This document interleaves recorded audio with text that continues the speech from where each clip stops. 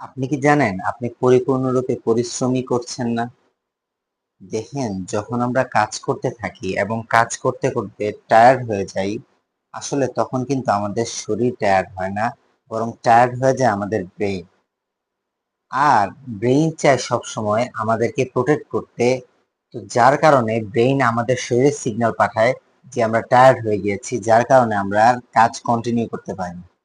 অথচ সেই সময়টাতে আমরা শুধুমাত্র আমাদের ব্রেনের মাত্র 40% ইউজ করেছি। দ্যাট মিনস এখনো আমরা 60% ইউজ করতে পারি, অর্থাৎ 60% কাজ আমাদের করার ক্ষমতা তখনও রয়েছে।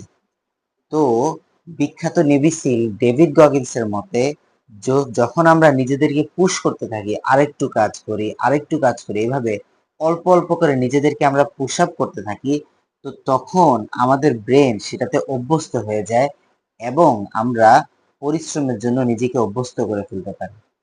তো যখন নেক্সট টাইমে একেবারে পরিপূর্ণরূপে টায়ার্ড হয়ে যাবেন, তখন কাজ থেকে না উঠে চেষ্টা করবেন নিজেকে আরেকটু পুশ দেওয়ার এবং নিজের সেই কাজটাকে যথাসম্ভব চালিয়ে যাওয়ার।